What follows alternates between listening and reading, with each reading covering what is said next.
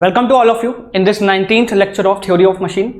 पिछले लेक्चर में हमने पढ़ा हुआ था kinematic analysis of single slider crank mechanism. आज हम उसके आगे प्रोसीड करने वाले हैं अपने डायनेमिक एनालिसिस के बारे में। पिछले लेक्चर्स में हमने स्लाइडर क्रैंक मैकेनिज्म के इन द काइनेमेटिक एनालिसिस हमने देखा था velocity of piston, acceleration of piston, angular velocity of the connecting rod and angular acceleration of the connecting rod. ये चार फॉर्मूले देखे थे। मैं डेरिवेशन पे नहीं गया था, आपको मैंने सिंपली बोला था ये चार फॉर्मूले आपको याद होने चाहिए और इनका एप्लीकेशन किस तरीके से क्वेश्चंस में यूज करना है हमने क्वेश्चंस के थ्रू भी देखा हुआ था। आज हम प्रोसीड करते हैं डायनेमिक्स फोर्स एनालिसिस। ठीक है, dynamic force analysis. Dynamic force analysis में हमने पढ़ना क्या है, हमको पढ़ना है डीएलम्बर्ट्स प्रिंसिपल के बारे में। ठीक है, डीएलम्बर्ट्स प्रिंसिपल। अगर आपको इन नटशेल में एकदम छोटे में बताऊं तो ये डीएलम्बर्ट्स प्रिंसिपल का मतलब ये होता है, सिर्फ इतना काम करता है कि ये हमारी डायनेमिक एनालिसिस को स्टैटिक एनालिसिस में कन्वर्ट कर देता है। देखिए, आप किसी भी चीज की एनालिसिस या उस पर आप इंस्पेक्शन कब कर पाओगे, जब वो चीज स्टैटिक पोजीशन में हो। भाई कोई मूविंग चीज है, कोई चीज गति में है, तो उस पर अगर आपको इंस्पेक्शन करना हो या एक्सपेरिमेंट करना हो तो आपको क्या करना पड़ेगा, किसी मूविंग बॉडी का इंस्पेक्शन करने के लिए आपको उसके साथ साथ भागना पड़ेगा, दौड़ना पड़ेगा। जाहिर सी बात है। So it is a very difficult task.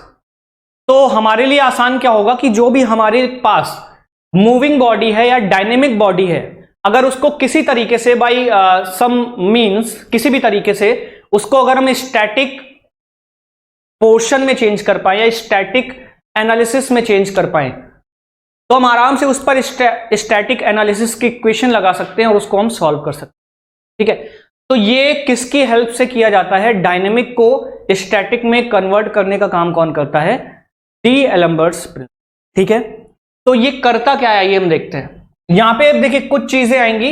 एक शब्द आएगा इनर्शिया। इनर्शिया, ठीक है, इनर्शिया का मतलब आप लोग को पता है कि नहीं पता है।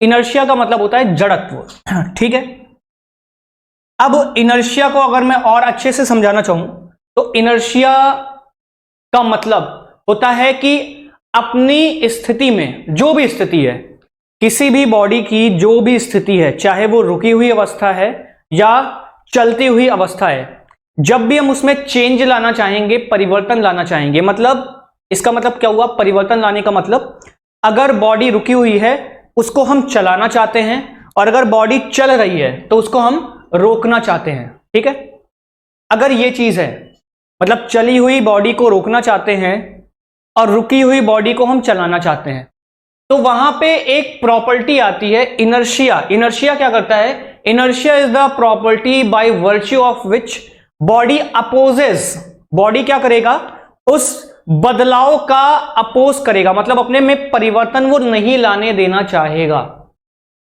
पॉइंट समझ रहे हैं? इट इज अ प्रॉपर्टी, मतलब जब भी आप किसी भी बॉडी की स्थिति में परिवर्तन लाने का प्रयास करेंगे, it is a property, body की प्रॉपर्टी क्या है कि वो उस चेंज का अपोज करेगा। चेंज का अपोज का मतलब अगर बॉडी चल रही है, ठीक, सपोज बॉडी चल रही है, आप उसको रोकना चाहते हो तो वो रुकने का अपोज करेगा, और अगर बॉडी रुकी है उसको आप चलाना चाह रहे हो तो वो चलने का अपोज करेगा, मतलब वो नहीं चलना चाहेगा। बात समझ पा रहे हैं? तो इसी को बोलते हैं it is the property of inertia. ठीक है, it is the property of inertia. जैसे इनर्शिया को अगर मैं और ब्रॉडर सेंस में समझाऊं आपको और समझाने के लिए, तो आप कैसे बता पाओगे कि किसी भी बॉडी का इनर्शिया कितना ज्यादा है या कम है? ये हम पहचानेंगे मास से, क्योंकि एक डिफिनीशन आपने अगर पढ़ी हो, measurement of inertia is equal to mass. Mass की डिफिनीशन क्या होती है, मेजरमेंट ऑफ इनर्शिया। जड़त्व का मापन ही क्या कहलाता है, द्रव्यमान। मतलब हम यहां पर इनर्शिया को, अगर इनर्शिया को समझना चाहें तो इनर्शिया को लगभग इक्विवेलेंट मान सकते हैं हम मास के। इसका क्या मतलब हुआ कि जिस बॉडी का मास जितना ज्यादा उसका इनर्शिया उतना ज्यादा। इनर्शिया ज्यादा होने का मतलब कि वो बॉडी उतना ही अपोज करेगी, उस परिवर्तन का उतना ही अपोज करेगी, या और ब्रॉडर सेंस में मैं आपको समझाऊं तो इनर्शिया का मतलब होता है कष्ट। आपको उतना कष्ट उठाना पड़ेगा वो परिवर्तन लाने के लिए। देखिए यहां पे मैं एक एग्जांपल दे रहा हूं आपको, एग्जांपल से समझिएगा। यहां पे मेरे पास एक ट्रक है, ठीक है, और यहां पर मेरे पास एक कार है।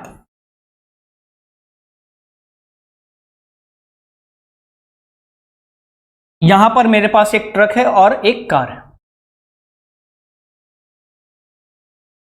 अब मैं आपसे यह चीज पूछ रहा हूं कि अगर मैं आपसे पूछूं कि इसमें किसको चलाना आसान, this is truck and this is car. अगर मैं आपसे पूछूं कि किसको चलाना आसान, आप कहोगे सर कार को चलाना आसान, ट्रक को चलाना थोड़ा मुश्किल, चलेगा लेकिन इस पे ज्यादा ताकत लगानी पड़ेगी। और कार को चलाने के लिए, अगर चलाने का मतलब हुआ धक्का देके चलाना है भाई, इंजन नहीं, ये नहीं कि कार को स्टार्ट कर रहे हैं और ट्रक को स्टार्ट कर रहे हैं। हमें क्या करना है, सिंपली मैं बोलना चाह रहा हूं कि यहां पे मुझे फोर्स लगा के चलाना है, ठीक, एफ फोर्स लगा के चलाना है, इसको धक्का मार के चलाना है। तो कार तो बड़ी आसानी से चल जाएगी, क्यों, क्योंकि कार का मास कम है। यहां पे मैं बोल सकता हूं क्यों कार को चलाना आसान है, बिकॉज जो मास है, mass of car is less then mass of truck, ठीक है। जो कार का मास है वो ट्रक के मास से कम है, और मैंने अभी अभी आपको बताया कि mass is equivalent to inertia, हम लगभग समतुल्य मान सकते हैं। मतलब जिसका ज्यादा मास होगा वो बॉडी ज्यादा इनर्शिया लगाएगी। मतलब आप जब उसमें चेंज करना चाहोगे, उसकी स्थिति में परिवर्तन लाने का प्रयास करोगे, तो वो आप पर ज्यादा अपोजिशन करेगा, आप पर ज्यादा फोर्स लगाएगा। तो उसके अगेंस्ट में आपको चेंज लाने के लिए आपको भी ज्यादा फोर्स लगाना पड़ेगा, ठीक। इसलिए ट्रक का मास ज्यादा होता है, ट्रक का मास ज्यादा होता है, तो ये अगर इसका मास ज्यादा है तो इसका इनर्शिया ज्यादा है। इनर्शिया मतलब आप पर वो ज्यादा, ट्रक जो है, आप जब फोर्स लगाने जाओगे तो आप पर वो ज्यादा अपोजिट फोर्स लगाएगा। तो अगर ज्यादा इनर्शिया फोर्स लगा रहा है तो उसको ओवरकम करने के लिए, उसके अगेंस्ट ट्रक को धक्का देने के लिए आपको और ज्यादा फोर्स लगाना पड़ेगा। इसलिए हम बोलेंगे कि ट्रक का इनर्शिया ज्यादा होगा। मतलब अगर मैं इनर्शिया की बात करता यहां पे, तो मैं बोलता कि इनर्शिया जो होगा ट्रक का वो ज्यादा होगा इनर्शिया ऑफ कार से। ये पॉइंट क्लियर हुआ कि नहीं? इनर्शिया का मतलब आपको क्लियर हुआ कि नहीं? इनर्शिया का सिंपल मतलब है कष्ट, मतलब जिस चीज को चलाने के लिए आपको ज्यादा कष्ट उठाना पड़ेगा, ज्यादा फोर्स, कष्ट का मतलब है फोर्स या टॉर्क, जो भी है, अगर घूम रही है तो वहां पे टॉर्क आ जाएगा, ज्यादा फोर्स लगाना पड़ेगा, वहां पर क्या होगा, उस बॉडी का इनर्शिया ज्यादा होगा। पॉइंट क्लियर है ये, ठीक है। चलिए आगे बढ़ते हैं, क्योंकि डी एलम्बर्ट्स में इनर्शिया शब्द यूज होगा, तो उसको समझने के लिए आपको ये चीज आना चाहिए। पॉइंट क्लियर है? मेरे ख्याल से ये पॉइंट आपको क्लियर होगा। यहां पे बस मैंने आपको ये बताया कि जिस बॉडी का मास ज्यादा होगा वो ज्यादा इनर्शिया लगाएगी, मतलब ज्यादा अपोजिट फोर्स लगाएगी अपनी स्थिति में परिवर्तन का। पॉइंट क्लियर है? चलिए आगे बढ़ते हैं, इसको मैं क्लियर कर रहा हूं।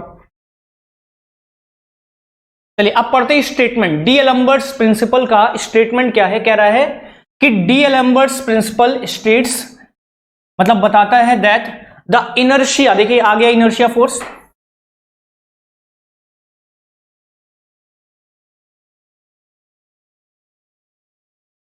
इनर्शिया का मतलब मैंने आपको बता दिया, opposite force, couples and the external forces on a body together, together का मतलब होता है एक साथ, ठीक है। गिव स्टैटिक इक्विलिब्रियम, मतलब क्या हुआ, यह हुआ कि अगर किसी बॉडी पर आपने कोई एक्सटर्नल फोर्स लगाया है, ठीक, और अगर एक्सटर्नल फोर्स लगाया है तो उस बॉडी के पास क्या होगा, एक्सेलरेशन होगा, ठीक है। भाई सिंपल सी हम इक्वेशन जानते हैं ना, F is equal to m में, ये इक्वेशन हमने पढ़ी है। अगर किसी बॉडी के पास F है तो उस बॉडी के पास क्या होगा, अगर किसी बॉडी के पास F है तो उसके पास क्या होगा, उसके पास एक्सेलरेशन भी होगा, एक्सेलरेशन होगा। और एक्सेलरेशन का काम क्या होता है, वेलोसिटी को बढ़ाना, मतलब उस बॉडी की वेलोसिटी लगातार बढ़ रही होगी, यही होता है। अब आपने क्या किया, किसी बॉडी पे एक्सटर्नल फोर्स लगाया, तो डीएलेम्बर्ट्स प्रिंसिपल ये कहते हैं कि सम मतलब जोड़, इसका जोड़ एक्सटर्नल फोर्स का और इनर्शिया फोर्स का। अगर किसी बॉडी पर एक्सटर्नल फोर्स और इनर्शिया फोर्स, इन दोनों को मैं एक साथ जोड़ दूं तो बॉडी हमें डायनेमिक से किस में मिल जाएगी, स्टैटिक इक्विलिब्रियम में। पॉइंट समझ में आ रहा है? अभी कोई बॉडी डायनेमिक इक्विलिब्रियम मतलब डायनेमिक कंडीशन में है, मतलब वो चल रही है, तो अभी आप उस पर एनालिसिस नहीं कर सकते। भाई चल रही है ना, आपको उसके साथ भागना पड़ेगा या तो क्या करो, उसको हम स्टैटिक में चेंज कर दें। तो स्टैटिक में चेंज करने का तरीका क्या है, डीएलेम्बर्ट्स प्रिंसिपल। तो डीएलेम्बर्ट्स प्रिंसिपल ने क्या बताया, ये बताया कि अगर उस बॉडी पर, अगर कोई बॉडी चल रही है तो चल क्यों रही है, सिंपल सी बात यह है कि वो बॉडी चल क्यों रही है, क्योंकि उस बॉडी पे लगा हुआ है एक एक्सटर्नल फोर्स। ठीक, अब बॉडी को डायनेमिक से स्टैटिक में लाने के लिए हमें क्या करना पड़ेगा, इनर्शिया फोर्स भी ऐड करना पड़ेगा। तो यही इन्होंने कहा कि D'Alembert's principle states that the inertia force, अब देखिए यहां पे अगर लीनियर मोशन कर रहा होगा तो फोर्स की बात होगी, और अगर वो घूम रहा होगा, जैसे कोई बॉडी अगर घूम रही है तो वहां पर टॉर्क की बात होगी, ठीक है, कपल की बात होगी। अगर बॉडी का लीनियर मोशन है तब तो फोर्स की बात होगी, क्योंकि फोर्स से बॉडी चलती है और कपल से बॉडी घूमती है। एंड एक्सटर्नल फोर्सेस या टॉर्क, तो फोर्स आप समझ गए, फोर्स का यूज किसके लिए होगा, बॉडी को लीनियरली चलाने के लिए, और टॉर्क का यूज किसके लिए होगा, टॉर्क का यूज होगा बॉडी को घुमाने के लिए। On a body together, together का मतलब एक साथ, मतलब अगर हम एक्सटर्नल फोर्स और इनर्शिया फोर्स इन दोनों को एक साथ बॉडी पे लगा दें तो ये हमें क्या दे देगा, ये हमें स्टैटिक इक्विलिब्रियम दे देगा। मतलब बॉडी हमारी रुकी हुई अवस्था में आ जाएगी। कब आ जाएगी, जब उस बॉडी पर हम इनर्शिया फोर्स और एक्सटर्नल फोर्स को एक साथ जोड़ दें। पॉइंट क्लियर है? ये चीज आप वाइब्रेशन में भी पढ़ा होगा आपने पिछली क्लासेस में, या मैं आपको थोड़ा सा हिंट दे देता हूं। देखिए वाइब्रेशन में भी क्या होगा, हम इस चीज का यूज करेंगे। लेट्स से हमारे पास कोई मास होगा, ठीक है, और वो किसी स्प्रिंग से ऐसे लटका हुआ है, तो हमने क्या किया, यहां पे एम ए फोर्स या एम ए को हम लिख सकते हैं एम एक्स डबल डॉट, इससे रिप्रेजेंट करते हैं, ठीक है। तो स्प्रिंग क्या होगी, स्प्रिंग नीचे एक्स से डिस्प्लेस हो जाएगी, एक्स हमने डिस्प्लेस किया, और अगर एक्स डिस्प्लेस किया तो अपोजिट डायरेक्शन में क्या फोर्स लगेगा, के इंटू एक्स, स्प्रिंग कांस्टेंट के है। तो यहां पे हम क्या लगा सकते हैं, अगर डीएलेम्बर्ट्स प्रिंसिपल लगाएं, sum of inertia force, sum of inertia force या external force plus sum of restoring force या इनर्शिया फोर्स, जो अपोज करे, उस चेंज का अपोज करे। तो ये हमने एक्सटर्नल फोर्स लगा दिया, क्या लगा दिया, M A, M into A force लगा दिया, और अपोज कौन सा फोर्स कर रहा है, रिस्टोरिंग फोर्स कौन सा है, यहां पर के इंटू एक्स। तो इन दोनों का सम क्या हो जाएगा, स्टैटिक इक्विलिब्रियम, मतलब नेट फोर्स कितना आना चाहिए, 0। तो यहां से हम बोलेंगे m इंटू ए प्लस के इंटू एक्स बराबर 0। ये कहता है डीएलेम्बर्ट्स प्रिंसिपल कि उस पर जो एक्सटर्नल फोर्स हमने लगाया m इंटू ए, जो भी हमने एक्सटर्नल फोर्स लगाया, और सम ऑफ इनर्शिया फोर्स, मतलब इनर्शिया मतलब जो अपोज करे, चेंज का अपोज करे। तो हमने क्या किया, चेंज लाना चाहा नीचे की तरफ, मतलब हमने चाहा कि बॉडी नीचे की तरफ मूव करे, इसका अपोज कौन कर रहा है, के इंटू एक्स, ऊपर की तरफ। भाई स्प्रिंग अगर नीचे खिंच रही है तो के into x, spring force opposite direction में ही तो लगता है, तो के एक्स ऊपर लग गया। तो इन दोनों का सम क्या होना चाहिए, 0 के बराबर। यही कहता है D'Alembert's principle, sum of external force and sum of inertia force together should give a static equilibrium. तो ये नेट फोर्स कितना आ गया, 0। अरे यही तो नेट फोर्स बना, और ये कितना आ गया, 0, मतलब बॉडी आ गई हमारी स्टैटिक इक्विलिब्रियम में। पॉइंट क्लियर है? चलिए आगे बढ़ते हैं। अब क्या है, inertia force is a property. देखिए इनर्शिया की बात कर रहे हैं, इनर्शिया फोर्स क्या है, inertia force is a property of matter. क्या है, उस मैटर की, उस मास की प्रॉपर्टी है जिसकी हम बात कर रहे हैं, property of matter, by virtue of which a body resist any change. देखिए लिख दिया ना, बॉडी रेजिस्ट, रेजिस्ट का मतलब जो अपोज करे, बाय विच बॉडी रेजिस्ट, क्या करेगा, बॉडी रेजिस्ट करेगा any change by which body resist any change in velocity, inertia force is equal to m into minus of AG. ठीक है, ऐसे निकालेंगे हम इनर्शिया फोर्स। पॉइंट क्लियर हुआ यहां पर पॉइंट क्लियर हो रहा है। क्या कह रहा है, inertia force is a property of matter. ये क्या है, इनर्शिया हर एक बॉडी में होता है, ये उस मैटर की प्रॉपर्टी है, मतलब जिसके पास मास है वो उस मास की प्रॉपर्टी है कि वो अपोज तो करेगा ही करेगा। जैसे कोई कार चल रही है या साइकिल चल रही है, ठीक है, अब आप उसको रोकना चाह रहे हो तो रोकने के लिए सामने जाके खड़े हो जाओ। तो जब आप सामने जाके खड़े हो जाओगे तो साइकिल के पास क्या है, एक इनर्शिया है, रोकने के लिए आपको उसके अगेंस्ट काम करना पड़ेगा, उस पर एक अपोजिट डायरेक्शन में फोर्स लगाना पड़ेगा। जब आप अपोजिट डायरेक्शन में फोर्स लगाओगे तभी तो वो साइकिल रुकेगी या वो कार रुकेगी। बात समझ पा रहे हो? जैसे मान लीजिए ये एक बॉडी है, ठीक है, ये m इंटू ए फोर्स से आगे की तरफ चल रही है। अगर इसको मुझे रोकना है तो अपोजिट डायरेक्शन में ही तो फोर्स लगाना पड़ेगा, तभी तो ये रुकेगा।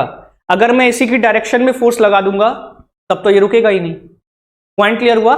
इसलिए आगे की तरफ का जो फोर्स एक्सटर्नल फोर्स और इनर्शिया फोर्स, मतलब जो अपोजिट डायरेक्शन में लगे, जो माइनस साइन है वो बता रहा है अपोजिट डायरेक्शन में, जिधर भी एक्सटर्नल फोर्स लगा है उसके अपोजिट डायरेक्शन में ही फोर्स लगाना पड़ेगा।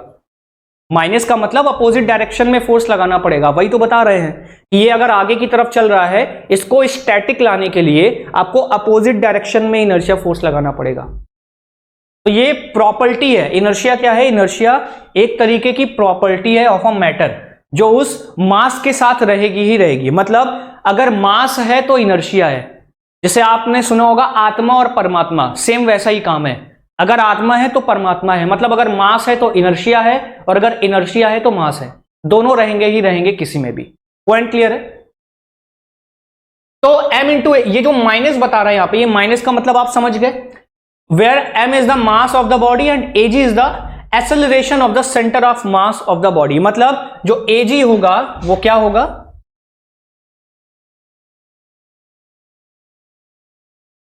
ठीक है, लेट से हमारे पास यहां पे कोई रैंडम सी बॉडी है, ठीक है, इसका यहां पे सेंटर ऑफ ग्रेविटी इस g वाले पॉइंट पर है। अब ये आगे की तरफ चल रहा है, इस पर m इंटू ए एक्सटर्नल फोर्स लगा दिया, तो अभी ये बॉडी चलती हुई दिखाई दे रही है आपको, m इंटू ए फोर्स लगा है। इसको स्टैटिक इक्विलिब्रियम में लाने के लिए हमको क्या करना पड़ेगा, अपोजिट डायरेक्शन में m into A ji force लगाना पड़ेगा, तभी तो ये आएगी स्टैटिक इक्विलिब्रियम में। और ये जो हमने अपोजिट डायरेक्शन में फोर्स लगाया हुआ है, अपोजिट डायरेक्शन में फोर्स लगाया हुआ है, इसीलिए अपोजिट डायरेक्शन को शो करने के लिए ही यहां पे क्या आया है, माइनस। पॉइंट क्लियर है? जहां पे जो ए ऑफ जी क्या है, ए ऑफ जी है क्या चीज, acceleration of centre of mass of the body, body के सेंटर ऑफ मास का है acceleration. According to the D'Alembert's principle the combined effect, combined का मतलब एक साथ, कौन कौन सा इफेक्ट एक साथ लेना है, एक्सटर्नल प्लस इनर्शिया, ठीक है। ये जो कंबाइंड इफेक्ट की बात कर रहा है, ये बात कर रहा है एक्सटर्नल फोर्स, देखिए, और इनर्शिया फोर्स, इनका जो कंबाइंड इफेक्ट होगा बॉडी का, वो क्या करेगा, वो आपको एक स्टैटिक इक्विलिब्रियम दे देगा, मतलब बॉडी रुकी हुई अवस्था में आ जाएगी by using the D'Alembert's principle. Point clear है? इतना पॉइंट क्लियर है? जैसे मैंने आपको एग्जांपल बताया अभी कि बॉडी अगर m इंटू ए फोर्स लगा आगे की तरफ जा रही है, इसको स्टैटिक इक्विलिब्रियम लाने के लिए मुझे m into A of G इतना अपोजिट डायरेक्शन में फोर्स लगाना पड़ेगा to keep it in a static equilibrium. Point clear है? चलिए आगे बढ़ते हैं। इनर्शिया कपल, देखिए जैसे आप बॉडी चल रही है वैसे कोई बॉडी रोटेट भी कर सकती है, ठीक है। जैसे मान लिया यहां पे मेरे पास कोई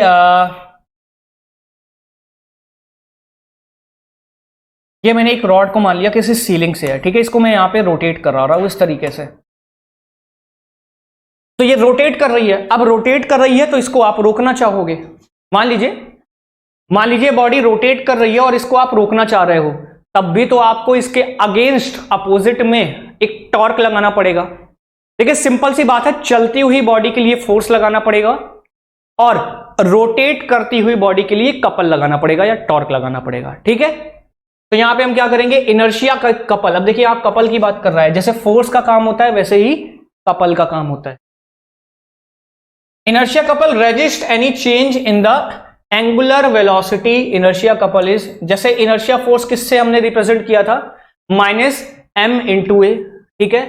जैसे हमने माइनस एम और ए ऑफ जी बोला हुआ था, यहां पे क्या हो गया, मास किस में चेंज हो गया, मास चेंज हो गया इनर्शिया में, और एसेलरेशन क्या बन गया, एसेलरेशन बन गया एंगुलर एसेलरेशन, क्योंकि अब यहां घुमाने की बात हो रही है। जब चलने की बात होती है तो वहां पे मास होता है, जब चलने की बात होती है तो वहां पर लीनियर एसेलरेशन होता है, लेकिन जब घुमाने की बात होती है तो मास बदल जाता है इनर्शिया में और एसेलरेशन बदल जाता है एंगुलर एसेलरेशन में। पॉइंट क्लियर है? देखिए, जैसे आपने एक फॉर्मूला पढ़ा होगा F is equal to M में, ठीक है। देखिए F is equal to M into A, ठीक है। ये तो बॉडी को चलाने के लिए फोर्स होता है जब लीनियर मोशन, एक रेखा में मूव कराना हो, एक रेखा के अनुदिश मूव कराना हो, ठीक है, एक लाइन में। और अगर बॉडी को घुमाना हो तब हम क्या यूज करते हैं, तब हम यूज करते हैं टॉर्क बराबर, देखिए ये मास बन जाता है इनर्शिया, ठीक है, मोमेंट ऑफ इनर्शिया, और एसेलरेशन बन जाता है एंगुलर एसेलरेशन, तब हम यूज करते हैं टॉर्क बराबर आई इंटू एल्फा। ये फॉर्मूला आपने पढ़ा होगा, ये फॉर्मूला आपने पढ़ा होगा, टॉर्क बराबर आई इंटू एल्फा। क्लियर है पॉइंट? ठीक, मेरे ख्याल से पॉइंट क्लियर होगा। क्लियर करता हूं इस पूरे को मैं, चलिए देखते हैं आगे। तो यहां पे आपको समझ में आ गया कि जैसे बॉडी को चलाने के लिए फोर्स की जरूरत होती है, वैसे ही बॉडी को घुमाने के लिए या रोटेट कराने के लिए किसकी जरूरत होती है, कपल की जरूरत होती है। तो वहां पे इनर्शिया कपल की वैल्यू क्या हो जाएगी, ये जैसे वहां पे इनर्शिया फोर्स की वैल्यू थी minus of M into A G, यहां पर क्या हो जाएगा, सी की value minus of I G into alpha, ठीक है। आई जी क्या है, movement of inertia about at axis passing through the centre of mass and perpendicular to the plane of rotation of the body. कह रहा है कि ये जो आई ऑफ जी हम लेंगे, कैसे लेंगे लेट्स से यहां पे मैं कोई रेक्टेंगुलर शेप की बॉडी बना देता हूं, ठीक है। अब इसकी दो एक्सिस हो जाएंगी इस तरीके से, इस तरीके का हो गया। अब हमें क्या करना है, यहां पर इनर्शिया कैसे लेना है, ये एक्स एक्सिस हो गया और ये वाई एक्सिस हो गया, ये हो जाएगा इसका सेंटर ऑफ ग्रेविटी के करीब, ठीक है, सेंटर ऑफ ग्रेविटी वाला पॉइंट। तो कह रहा है मोमेंट ऑफ इनर्शिया, हम आईजी कौन सा लेंगे, आईजी कौन सा लेना है, जो उसकी सेंटर ऑफ ग्रेविटी से पास हो रहा हो, सेंटर ऑफ मास से पास हो रहा हो, ठीक है। मोमेंट ऑफ इनर्शिया हमें वो लेना है जो उसके सेंटर ऑफ मास से पास हो रहा हो, और साथ में and perpendicular to the plane of rotation, मतलब ये बॉडी हमारी जिस प्लेन में रोटेट कर रही है, एक्सिस उस प्लेन के परपेंडिकुलर होना चाहिए। समझ पा रहे बात को?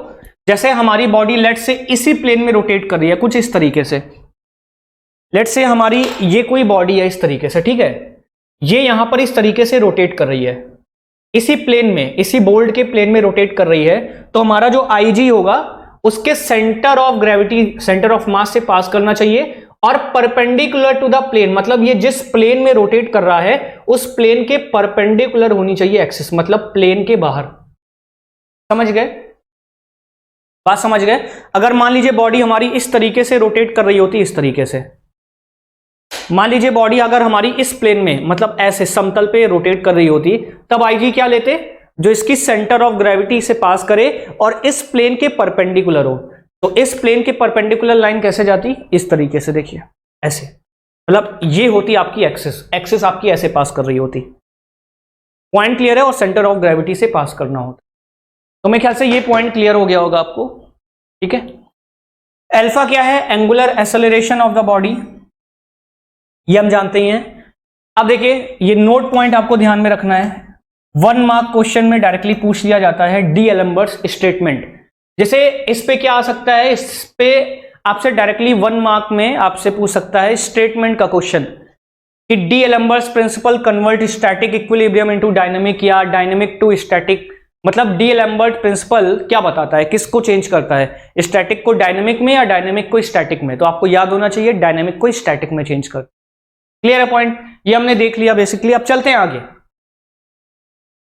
Piston effort, effective driving force, ये हमारे लिए इंपॉर्टेंट है। पिस्टन एफर्ट क्या होता है,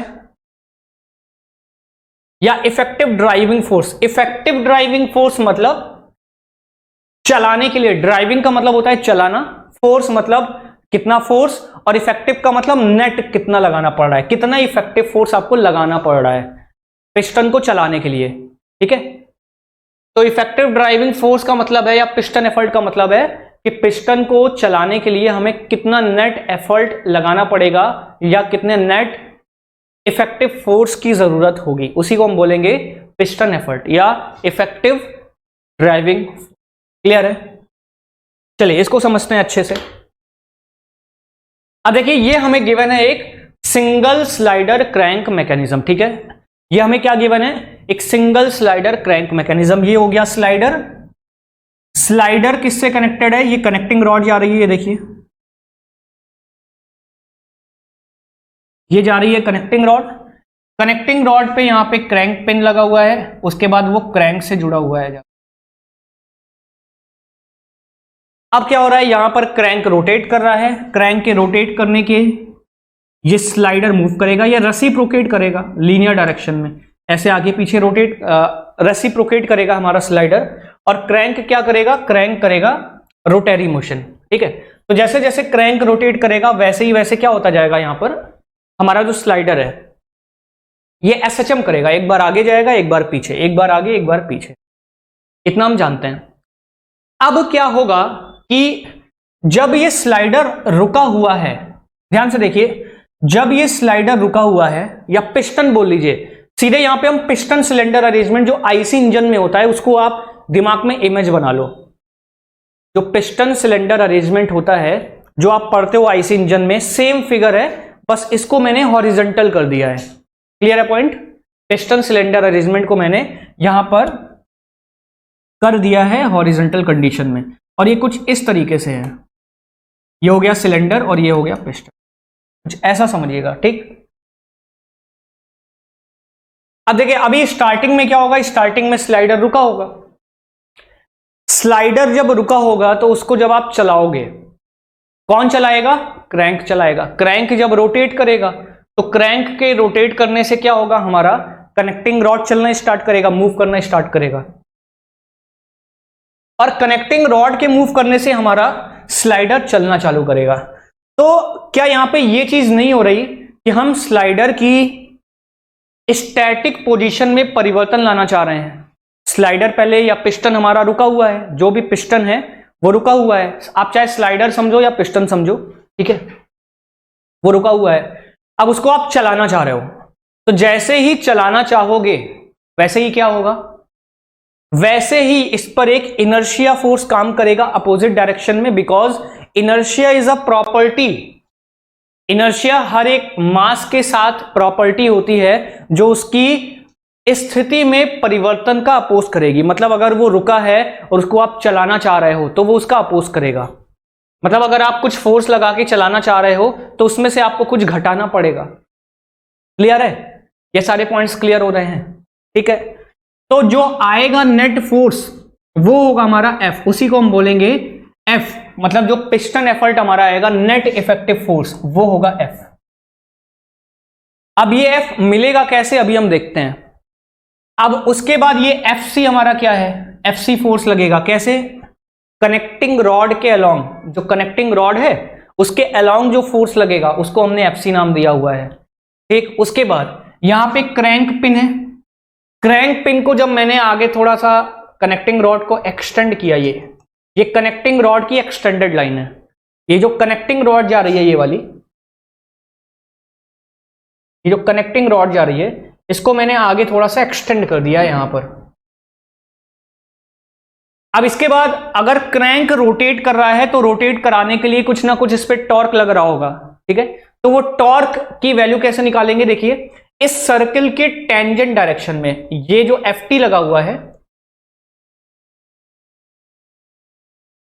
ये जो एफ टी लिखा हुआ है, एफ टी क्या है, जब हम एफ सी का कंपोनेंट लेंगे, जब हम एफ सी का कंपोनेंट लेंगे इस वाली डायरेक्शन में तो हमको मिलेगा एफ टी। और जब हम ये जो फोर्स लाइन जा रही है एफ ऑफ सी की लाइन है, ये जो कनेक्टिंग रॉड वाली लाइन है, इसका जब हम टेंजेंट डायरेक्शन में कंपोनेंट लेंगे तो हमें एफ टी मिलेगा। एफ टी को हम बोलते हैं क्रैंक एफर्ट। क्रैंक एफर्ट का मतलब क्रैंक को रोटेट कराने के लिए जितना जरूरी टॉर्क प्रोवाइड किया जाएगा वो कौन करेगा, एफटी करेगा। उसके बाद एफसी का जब हम इस बीरिंग के अलोंग या जो हिंज पॉइंट है इसके अलोंग जब हम कंपोनेंट लेंगे तो हमें मिलेगा एफ ऑफ आर। ठीक है, तो एफसी का जब हम कंपोनेंट लेंगे टेंजेंट के अलोंग तो हमें मिलेगा क्रैंक एफर्ट, और जब हम एफसी का कंपोनेंट लेंगे अलोंग दिस क्रैंक या रेडियल लाइन तो हमें मिलेगा एफ आर। ठीक है, जिसको हम बोलते हैं bearing pressure on the bearing effort on the pressure. मतलब ये जो फोर्स लग रहा है किस पर, यहां पर जो भी आपने हिंज पॉइंट कर रखा है उस पर कितना फोर्स लग रहा होगा उस बीरिंग पे। ठीक है, तो अब ये कैलकुलेट कैसे करेंगे, सारी कहानी स्टार्ट होती है यहां से, क्योंकि जब तक आपको एफ नहीं पता चलेगा आप ना एफ एन निकाल पाओगे। ये साइड थ्रस्ट है। ठीक है, ये एफ एन क्या है, ये आपको सिलेंडर दिखाई दे रहा है, ये जो मैंने कवर बनाया हुआ है, ये कवर बनाया हुआ है, इस कवर के अंदर ही हमारा पिस्टन चल रहा है, रेसिप्रोकेट कर रहा है। पिस्टन यहां पे क्या करेगा, पिस्टन रेसिप्रोकेट करेगा।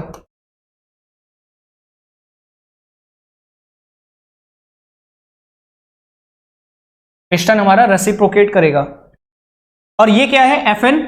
एफ एन सिलेंडर पे साइड से जो थ्रस्ट लगेगा तो इसको हम नाम देते हैं side thrust on cylinder wall. Side thrust on cylinder wall, इस सिलेंडर की वॉल पे साइड से जो थ्रस्ट लग रहा है उसको हमने बोला हुआ है एफ एन। तो सारी कहानी स्टार्ट हो रही है इस एफ से। जब तक इस एफ की वैल्यू हमें नहीं पता होगी ना हम एफ एन निकाल पाएंगे, ना एफ ऑफ सी निकाल पाएंगे, ना एफ ऑफ टी निकाल पाएंगे, और ना ही एफ ऑफ आर निकाल पाएंगे। तो अब जरूरी हो गया है इस एफ की वैल्यू को निकालना। इस एफ को हमने क्या बोला हुआ है, पिस्टन एफर्ट या इफेक्टिव ड्राइविंग फोर्स। कैसे कैलकुलेट करेंगे चलिए देखते हैं, इसको मैं क्लियर कर रहा हूं।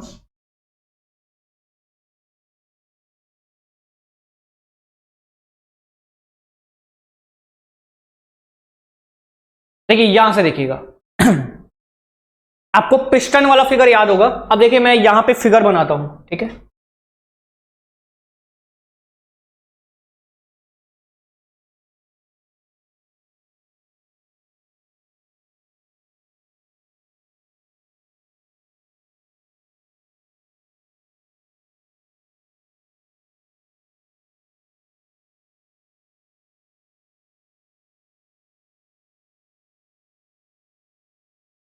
ये क्या है हमारा, ये है हमारा पिस्टन जो रेसिप्रोकेट कर रहा है। ठीक है, अब ये क्या है, this is connected with connecting rod. ठीक, ये पिस्टन हमारा कनेक्टेड है कनेक्टिंग रॉड के साथ।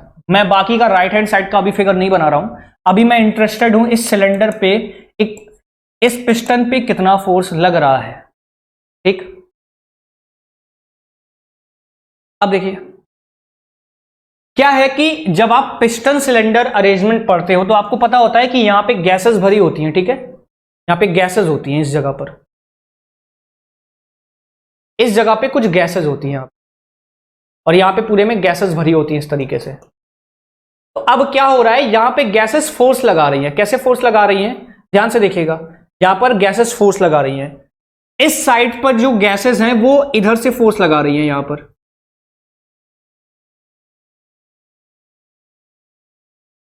गैसेस यहां पर फोर्स लगा रही हैं।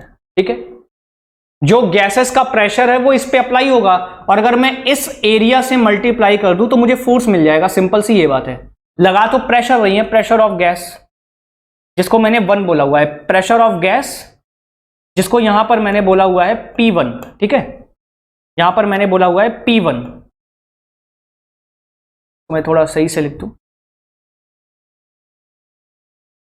तो मैंने नाम क्या दिया हुआ है, P ऑफ 1। इधर से P1 लग रहा है। ये एरिया कितना है, ये एरिया है A1 है? और इसका हम नाम क्या रखते हैं, इसका नाम होता है कवर एंड। ठीक है, इसका नाम होता है कवर एंड, इसका नाम होता है कवर एंड।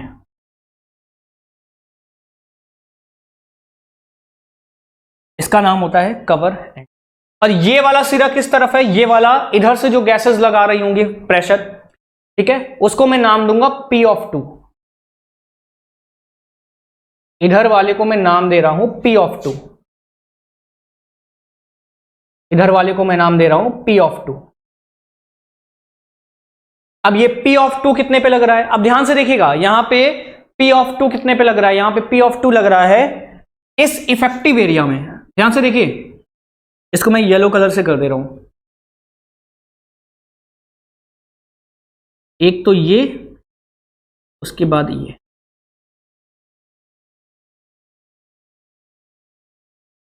देखिए ये पूरे एरिया में ये जो हमारा कनेक्टिंग रॉड जा रहा है, इस कनेक्टिंग रॉड ने कुछ एरिया ले रखा है ना। तो अगर कनेक्टिंग रॉड ने कुछ एरिया ले रखा है तो उस पे तो गैसेस प्रेशर लगा नहीं पाएंगी, तो वो हमारा इफेक्टिव एरिया नहीं होगा। समझ पा रहे हैं? इस बात को समझ पा रहे हैं? अरे यार, ये जो A2 है हमारा, A2 क्या है? अगर इस पूरे एरिया में से मैं कनेक्टिंग रॉड ने जितना ये एरिया लिया हुआ है, जिसको मैं सर्कल कर रहा हूं, ध्यान से देखिए, इतना जो एरिया है, इतना एरिया तो कनेक्टिंग रॉड ने लिया हुआ है ना, सर्कल के फॉर्म में। जो सर्कल दिखाई दे रहा है आपको ग्रीन कलर से, वो तो कनेक्टिंग रॉड ने लिया हुआ है। तो वो इफेक्टिव एरिया हमारे कैलकुलेशन में नहीं आएगा, क्योंकि वहां पर गैसेस तो फोर्स लगा नहीं पाएंगी, क्योंकि वो एरिया तो किसने ले रखा है? कनेक्टिंग रॉड ने। तो यहां का जो इफेक्टिव एरिया है, यहां के इफेक्टिव एरिया को हमने नाम दे दिया A ऑफ 2। ठीक है, और इस साइड को हम बोलते हैं, इस साइड को हम बोलते हैं क्रैंक एंड। इस साइड को हम बोलते हैं क्रैंक एंड। क्यों? क्योंकि ये क्रैंक की साइड है। ठीक है, क्यों? क्योंकि ये क्रैंक वाली साइड है। तो हमारा नेट इफेक्टिव पिस्टन देखिए, force on piston due to gas pressure. तो गैस प्रेशर के कारण नेट इफेक्टिव फोर्स कितना हो जाएगा? ध्यान से देखिए, कितना हो जाएगा? देखिए, P ऑफ गैस, जो जिसको हमने P1 बोला हुआ है, कवर एंड पे लग रहा है, वो किधर लग रहा है? दाईं तरफ। तो प्रेशर को अगर मैं इसके इफेक्टिव एरिया से मल्टीप्लाई कर दूं तो हमें फोर्स मिल जाएगा। ठीक है, तो यहां पे देखिए, piston force is equal to P1 लग रहा है दाईं तरफ, और अगर उस P1 को मैं मल्टीप्लाई कर दूं A1 से दाईं तरफ तो फोर्स मिल गया मुझे। लेकिन माइनस करना पड़ेगा। क्यों? कौन सा फोर्स? क्योंकि P2 अपोजिट लग रहा है ना, P1 इधर लग रहा है, P2 इधर लग रहा है। अब P2 का मल्टीप्लाई किससे करना पड़ेगा? यहां के इफेक्टिव एरिया से। इफेक्टिव एरिया कौन सा है? जिसको मैंने येलो कलर से शेड किया हुआ है, तो वो इफेक्टिव एरिया है। तो यहां हम लिखेंगे P of 2 minus P of 2 into A2। अब ध्यान रखिएगा, here A1 is doesn't equal to A2। ध्यान रखिएगा, यहां पर A1 और A2 दोनों बराबर नहीं है, अलग अलग हैं। ठीक है, यहां पर A1 और A2 अलग अलग है। अब इसमें मैं थोड़ा आपको समझा देता हूं। यहां देखिए, यहां पे आ जाइए। मान लीजिए ये जो हमने पिस्टन यहां पे बनाया हुआ है, ठीक है, इस पिस्टन को यहां पर मैं वापस से बना रहा हूं। ये है हमारा पिस्टन। इस पिस्टन को यहां पर मैं बना रहा हूं। इस तरफ के डायमीटर को मैं, जो कवर एंड की तरफ डायमीटर है लेफ्ट हैंड साइड का, उसको अगर मैं D बोल दूं, और इस साइड के कवर में जो ये कनेक्टिंग रॉड जा रही है, लेट से इस कनेक्टिंग रॉड की डायमीटर स्मॉल d है, मतलब इसने यहां पर स्मॉल d वाला एरिया ले रखा है। उस स्मॉल d वाला एरिया में, जो स्मॉल d से जितना एरिया बन रहा है, उसमें गैस प्रेशर नहीं लगा पा रही होगी, क्योंकि वो तो कनेक्टिंग रॉड ने ले रखा है। ठीक है, तो यहां का जो एरिया बचेगा, ठीक है, उसको मैंने A2 बोल रखा है। अब देखिए कैसे कैलकुलेट करेंगे। पूरा तो D होता, पूरा तो D होना चाहिए था, लेकिन उस D में से स्मॉल d निकल गया, कनेक्टिंग रॉड वाला, क्योंकि उसने ले रखी है जगह। तो देखिए A1 की वैल्यू कैसे निकालेंगे। यहां पर A1 की वैल्यू कितनी हो जाएगी? π/4 इंटू डी स्क्वायर, क्योंकि यहां पर ये पूरा D है, डायमीटर बोला है ना हमने, π/4 d स्क्वायर। और A2 की वैल्यू कितनी हो जाएगी? यहां पर A2 की वैल्यू कितनी हो जाएगी? ध्यान से देखिए, यहां पे हो जाएगी π/4 capital D square minus small d square. बड़े वाले एरिया में से इस स्मॉल डायमीटर D की वजह से जितना एरिया बना वो तो आपको हटाना पड़ेगा ना, क्योंकि उसमें तो गैसेस प्रेशर लगा नहीं पा रही हैं। तो ये आया मेरा फोर्स ऑन पिस्टन, कि गैसेस ने जो फोर्स लगाया, ये गैसेस की वजह से जो नेट फोर्स आया आगे की डायरेक्शन में, ये जो Fp है, ये नेट फोर्स आगे की डायरेक्शन में जो लग रहा है, सिर्फ गैसेस की वजह से अभी हम बात कर रहे हैं। इतना पॉइंट क्लियर है? ठीक है, चलिए आगे बढ़ते हैं। इसको मैं क्लियर कर रहा हूं, अगर आपको कोई दिक्कत हो तो आप पॉज करके वीडियो को नोट कर सकते हैं। इसको मैं क्लियर कर रहा हूं, ठीक है। अब तो हमने ये गैसेस का जो नेट फोर्स आया ये यहां से निकाल लिया, ठीक है। जो गैसेस का नेट फोर्स आ रहा है वो हमने यहां पे निकाल लिया है। अब यहां पे इनर्शिया फोर्स भी तो आएगा, क्योंकि स्टार्टिंग में पिस्टन रुका हुआ था। जब क्रैंक चलना चालू किया तभी तो पिस्टन चलना चालू करेगा। तो पिस्टन पहले रुका था, अब उसको आप चला रहे हो तो इनर्शिया इफेक्ट आएगा, उसकी स्थिति में बदलाव हो रहा है। और इनर्शिया फोर्स क्या करेगा? इनर्शिया फोर्स ऑलवेज स्थिति में क्या करता है? चेंज का परिवर्तन करता है। तो अगर मेरा स्लाइडर या पिस्टन आगे की तरफ चलना चाह रहा है तो इनर्शिया फोर्स किधर लगेगा? अपोजिट डायरेक्शन में। ये मैंने आपको बताया, इनर्शिया किधर लगता है? अपोजिट डायरेक्शन में। अब इनर्शिया फोर्स की वैल्यू कैसे निकालते हैं? देखिए, यहां पे लीनियर मोशन की बात हो रही है, घुमाने की तो बात हो नहीं रही है। पिस्टन के लीनियर मोशन की बात हो रही है, तो चलने के लिए हम किसका यूज करते हैं? एक्सेलरेशन का। और घूमने के लिए किसका यूज करते हैं? एंगुलर एक्सेलरेशन का। तो यहां पर हम एक्सेलरेशन की वैल्यू देखेंगे। देखिए, तो इनर्शिया फोर्स की वैल्यू कितनी हो जाएगी? m इंटू ए, मास हो गया। और एक्सेलरेशन की वैल्यू हमने पढ़ रखी है, अगर आपको याद हो एक्सेलरेशन की वैल्यू हमने पिछले लेक्चर में पढ़ा हुआ था, r ओमेगा स्क्वायर ब्रैकेट में cos theta plus cos of 2 theta divided by n, ठीक है। इसमें जब हम मास से मल्टीप्लाई करा देंगे तो हमें इनर्शिया फोर्स मिल जाएगा, तो वैल्यू क्या आ जाएगी? mr ओमेगा स्क्वायर ब्रैकेट में cos theta plus cos 2 theta divided by. Clear है पॉइंट? तो अब नेट इफेक्टिव फोर्स कितना आएगा? देखिए, पहले तो f ऑफ p आगे की तरफ लग रहा था, जो नेट f ऑफ p लग रहा था। अब इनर्शिया फोर्स अपोजिट डायरेक्शन में लग रहा है, तो अब नेट आगे की तरफ का फोर्स कितना लगेगा? नेट फोर्स आगे कितना लगेगा? तो f नेट की वैल्यू कितनी हो जाएगी? आगे की तरफ का force minus inertia force oppose कर रहा है, तो f of p minus f of i, ये हो गया, ठीक है। अब मान लीजिए अगर इन केस, मतलब जरूरी नहीं कि आपको हर केस में गिवन हो, लेकिन अगर आपका ये जो पिस्टन है, ये जो आपका पिस्टन मूव कर रहा है, ये इस सिलेंडर में मूव कर रहा है, ठीक है। मान लीजिए पिस्टन और सिलेंडर के बीच यहां पर फ्रिक्शन अवेलेबल है, यहां पर इस सरफेस, इन दोनों के कांटेक्ट के बीच लेट्स से यहां पर फ्रिक्शन अवेलेबल है, तो ये फ्रिक्शन भी तो अपोज करेगा, ये फ्रिक्शन भी तो नेट फोर्स का अपोज करेगा। तो यहां पे आपको क्या करना पड़ेगा? अब नेट फोर्स कितना आ जाएगा? माइनस जो फ्रिक्शन फोर्स की वैल्यू है आपको वो माइनस करनी पड़ेगी। तो देखिए अब नेट फोर्स कितना आ गया? मतलब ये वाला जो एफपी है ये तो गैस की वजह से है कि गैस उसको चलाना चाह रही है, लेकिन उस नेट फोर्स में से हमको वो सारे फोर्सेस माइनस करने पड़ेंगे जो इसका अपोज कर रहे हैं। तो इनर्शिया अपोज करेगा और फ्रिक्शन अपोज करेगा, इसलिए हमने दोनों को क्या कर दिया? माइनस कर दिया। क्लियर है पॉइंट इतना? ठीक है, चलिए अब देखिए, in case of vertical engine, अभी तक हम हॉरिजॉन्टल इंजन की बात कर रहे थे, अब यहां पे कह रहा है अगर हमारे पास वर्टिकल इंजन हो कोई, तब क्या होगा? The weight of the piston और the reciprocating parts also acts as a force and this force on the piston. यहां पे देखिए प्लस माइनस mg कर दिया है, ये मैं आपको समझा रहा हूं क्यों। अब देखिए, ये चार चीज करने के बाद हमें वो नेट पिस्टन एफर्ट मिलेगा, जो मैं F की बात कर रहा था, यही होगा मेरा पिस्टन एफर्ट, यही होगा मेरा पिस्टन एफर्ट। पॉइंट क्लियर है? जो हमारा नेट इफेक्टिव फोर्स होगा या नेट इफेक्टिव ड्राइविंग फोर्स। अभी यहां पे आप समझिए, यहां पे प्लस माइनस mg क्यों किया हुआ है? कि दोनों ही हो सकता है, प्लस mg भी हो सकता है, माइनस mg भी हो सकता है। क्यों? In case of vertical engine, इसको मैं क्लियर कर रहा हूं। देखिए, in case of vertical engine, आ जाइए वापस।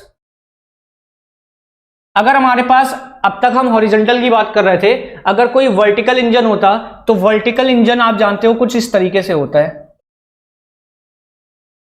सिलेंडर, उसके अंदर हमने पिस्टन बनाया, पिस्टन को यहां पिन से जोड़ा, उसके बाद यहां पे गए,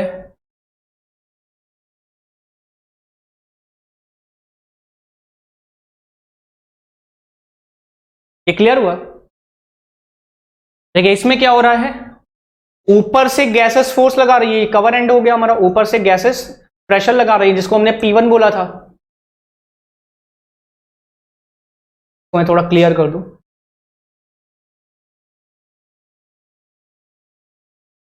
यहां पर गैसेस प्रेशर लगा रही हैं जिसको हमने P1 बोला था, और इस वाले एरिया को इस वाले एरिया को हमने A1 नाम दिया हुआ है, ठीक है। इस वाले एरिया को हमने, जो नेट एरिया आया था घटाने के बाद, A2 नाम दिया हुआ है, और यहां पर जो गैसेस फोर्स लगा रही होंगी, यहां से P2 लगा रही हैं, ठीक है। अब इफेक्टिव फोर्स जो आया था उसको हमने क्या लिखा था, ध्यान से देखिए, उसको हमने लिखा था जो गैसेस फोर्स लगा रही हैं चलाने के लिए, माइनस इनर्शिया फोर्स क्योंकि अपोज करेगा, माइनस अगर हमारे सिस्टम में कोई फ्रिक्शन हुआ तो। अब देखिए यहां पे इस पिस्टन का मास भी तो है, अगर ये इंजन वर्टिकल हो गया, इंजन वर्टिकल होने की वजह से इसका जो मास mg है, इस पिस्टन का जो मास mg है, वो मास mg भी तो नीचे की तरफ लगेगा। क्लियर हो रहा है पॉइंट? वो मास mg भी तो नीचे की तरफ लगेगा, तो यहां पर प्लस mg हो जाएगा, क्योंकि वो क्या कर रहा है, नेट इफेक्टिव पिस्टन फोर्स किधर है, नेट इफेक्टिव fp किधर है, नीचे की तरफ है, और mg भी किधर लग रहा है, इसमें mg भी नीचे लग रहा है, इसलिए दोनों सेम डायरेक्शन में हो गए, इसलिए यहां पर मैंने प्लस कर दिया, ठीक है। तो पहले केस में नेट इफेक्टिव फोर्स इतना आ जाएगा। एक सेकंड केस भी पॉसिबल है, एक सेकंड केस भी पॉसिबल है, कौन सा देखते हैं जरा। एक सेकंड केस भी पॉसिबल है कि अगर पिस्टन नीचे होता और ये हमारा क्रैंक ऊपर हो जाता, कुछ इस तरीके से, देखिए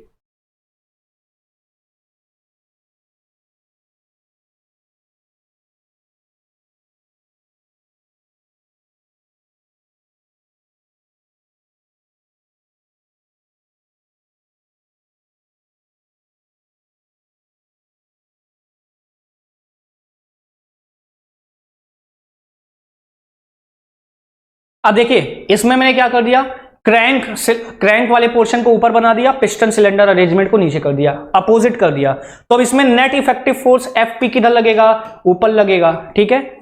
इनर्शिया अपोज करेगा ही करेगा, ठीक है। ये सेकंड केस बना रहा हूं। इसमें देखिए इसका जो mg होगा, इस पिस्टन का mg इस बार नीचे की तरफ लग रहा है, दिखाई दे रहा है। इस बार जो पिस्टन का mg है नीचे की तरफ लग रहा है, तो दोनों अपोजिट डायरेक्शन में हो गए। अपोजिट डायरेक्शन में हो गए तो यहां पे f की जो अब नेट वैल्यू आ जाएगी वो fp minus fi minus f of friction, इस बार माइनस mg करना पड़ेगा क्योंकि fp और mg क्या हो गए, अपोजिट डायरेक्शन में। तो इसलिए यहां पर इसने एक साथ केस लेके बना दिया, जो प्लस माइनस mg आया हुआ है इसको एक साथ लेकर बना दिया। प्लस mg भी हो सकता है, माइनस mg वर्टिकल इंजन के केस में। लेकिन अगर मेरा हॉरिजॉन्टल वाला केस है, मतलब वर्टिकल इंजन नहीं है, तो इसमें mg वाला पार्ट नहीं आएगा। समझ में आ रहा है? अगर मेरा हॉरिजॉन्टल इंजन का केस है, अगर मेरा हॉरिजॉन्टल इंजन का केस है तो उसमें ये mg वाला पोर्शन नहीं आएगा, सिर्फ इतना पोर्शन होगा, fp minus fi minus f friction. ठीक है, चलिए आगे बढ़ते हैं। अब देखिए जो हमने F निकाल लिया, नेट इफेक्टिव फोर्स निकाल लिया, उस F की वैल्यू आप समझ गए। ये जो हमने यहां पे F लिखा हुआ है, दिस F, तो दिस F की वैल्यू हमने कितनी निकाल ली, इस F की वैल्यू हमने निकाल ली F of P minus F of inertia force minus F of friction force. और अगर वर्टिकल का केस है, वर्टिकल इंजन, तो प्लस माइनस mg करना पड़ेगा, देखना पड़ेगा कौन ऊपर है कौन नीचे। पॉइंट क्लियर हो गया? अब देखिए मैं आपको यहीं से समझा रहा हूं सारी चीजें, ध्यान से देखिएगा। ये चीज आप समझ गए, यही ये वाला F है जो मैं पिस्टन एफर्ट की बात कर रहा था। तो ये नेट कितना लगाना पड़ेगा, FP तो गैस लगा रही है चलाने के लिए, उसमें से इनर्शिया माइनस कर दिया, फ्रिक्शन माइनस कर दिया, तो अब जितना नेट बचा हमारे पास उसी से तो पिस्टन चलेगा। तो वही है हमारा पिस्टन एफर्ट या इफेक्टिव ड्राइविंग फोर्स पिस्टन को चलाने के लिए। क्लियर हो गया पॉइंट? चलिए अब यहां पे मैं आपको डेरिवेशन करके बता रहा हूं। डेरिवेशन क्या, सिंपल सा फॉर्मूला, फोर्सेस का कंपोनेंट लेना, इसको मैं हटा रहा हूं। अब देखिए ये क्या है, ये पिस्टन है और ये सिलेंडर अरेंजमेंट, ठीक है, इस तरीके से पिस्टन सिलेंडर अरेंजमेंट। तो ध्यान से देखिए, कंपोनेंट करना है सिर्फ, और कुछ नहीं करना है। ये पिस्टन हो गया, इस पे पिस्टन फोर्स F लगा दिया मैंने, ठीक है, और यहां से कनेक्टिंग रॉड एडेड है, ठीक है, कनेक्टिंग रॉड। अभी मैं पिस्टन पे ध्यान, अपना पूरा ध्यान इस पिस्टन पे लगाया हूं। ये एफ ऑफ सी, ये एफ ऑफ सी हो गया। इसको मैं थोड़ा सही से लिख दूं,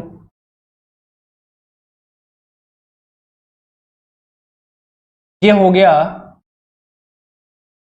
एफ ऑफ सी, ठीक है, ये पिस्टन फोर्स। और ये जिस जगह पे, जिस सिलेंडर पे रखा हुआ है, वो भी तो ऊपर की तरफ फोर्स लगाएगा। जैसे अगर ये बॉडी मेरे हाथ पे रखी है तो मेरा हाथ इस बॉडी पर एक नॉर्मल फोर्स ऊपर की तरफ लगाएगा ना, थ्रस्ट, ठीक है, जिसको नॉर्मल रिएक्शन बोलेंगे। तो यहां पर उसका नाम हमने एफ एन रखा हुआ है, साइड थ्रस्ट, ठीक है। यहां पर ऊपर की तरफ लग रहा है एफ एन, जिसको हमने नाम दिया हुआ है this angle is beta, okay, this angle is beta, दिखाई दे रहा है। कनेक्टिंग रॉड इस बेस लाइन से जितना एंगल बना रही है। चलिए कंपोनेंट करते हैं, कंपोनेंट करिए। तो अगर एफ सी का हम कंपोनेंट करें, एफ ऑफ सी क्या है, एफ ऑफ सी वो वाला फोर्स है, एफ ऑफ सी वो वाला फोर्स है जो कनेक्टिंग रॉड के अलोंग लग रहा है। कनेक्टिंग रॉड में भी तो फोर्स लग रहा होगा, तभी तो वो चल रही है। इसका कंपोनेंट करिए। तो मैंने आपको बताया हुआ है कि कोई फोर्स जिस लाइन से जितना एंगल बनाती है उधर उसका कॉस ले लेते हैं। तो एफ सी इस बेस वाली लाइन से, जो हॉरिजॉन्टल लाइन है, उससे कितना एंगल बना रही है, बीटा एंगल। तो इस लाइन के अलोंग कंपोनेंट कितना आ जाएगा सर? हम बोलेंगे कि कुछ नहीं करना होता, जितना एंगल है उसका कॉस ले लीजिए। तो कॉस ले लेते हैं, तो इस लाइन के अलोंग कितना कंपोनेंट आ जाएगा, देखिए इस लाइन के अलोंग एफ सी का कंपोनेंट कितना आ जाएगा, इस लाइन के अलोंग एफ सी का कंपोनेंट आ जाएगा एफ सी, और एंगल कितना बन रहा है, बीटा। तो यहां पर हम लिखेंगे F C cos of beta. Point clear है, F C cos of beta. और मैंने आपको ये दूसरा बताया था कि कॉस वाला कंपोनेंट जिधर आ जाए उसके परपेंडिकुलर डायरेक्शन में, उसके परपेंडिकुलर डायरेक्शन में साइन मिलता है। तो यहां पर हम बोलेंगे ये वाला फोर्स कितना हो जाएगा, इस डायरेक्शन का फोर्स कितना हो जाएगा, इस वाली डायरेक्शन का फोर्स हो जाएगा साइन वाला कंपोनेंट। तो एफ सी, और यहां पर हम लिखेंगे साइन बीटा। क्लियर है पॉइंट इतना? क्या ये पॉइंट क्लियर है?